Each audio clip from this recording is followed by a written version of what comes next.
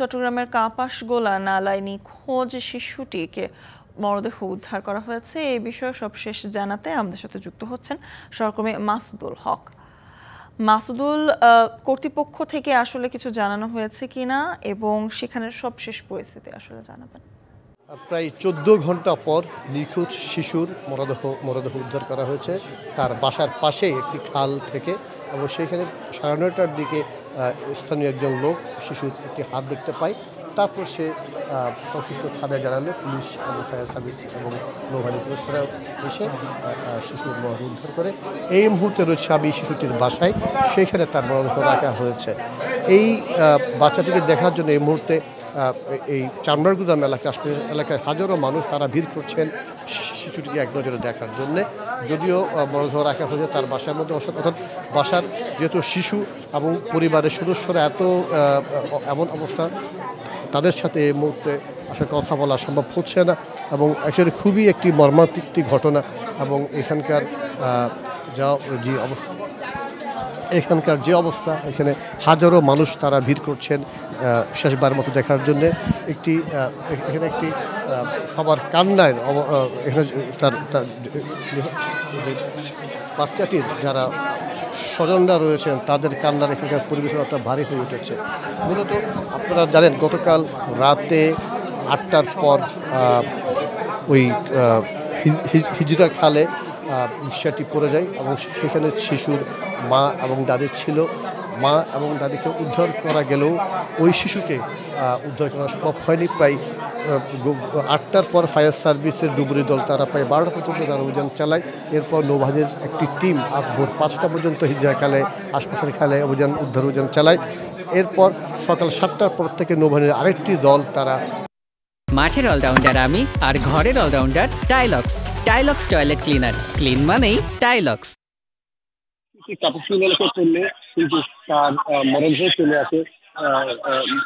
চলে আসে তার বাসার পাশে, এবং সেইখানে স্থানীয় লোকজন তখন তার হাতকে দেখতে পায়। আমি তার হাতকে এবং তারা সংশ্লিষ্ট থানায় পুলিশকে এগুলো অবহিত করে। পরে পুলিশ ফায়ার সার্ভিস এসে এই বাসাটি উদ্ধার করে। এই মুহূর্তে তার মরদেহ তার বাসায় রাখা হয়েছে।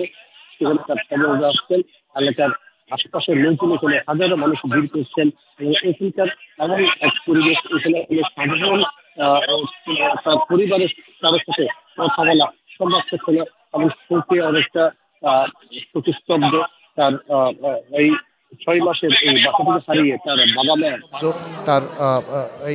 6 মাসের এই বাচ্চাটিকে হারিয়ে তার বাবা মা পাগল প্রায়, এবং তারা শুধু বাবা মা না, তার চাচা বা খালা বা যারা স্বজন রয়েছেন অনেকে আসলে তাদের অবস্থা আসলে এই মুহূর্তে তাদের সাথে কথা বলা সম্ভব হচ্ছে না।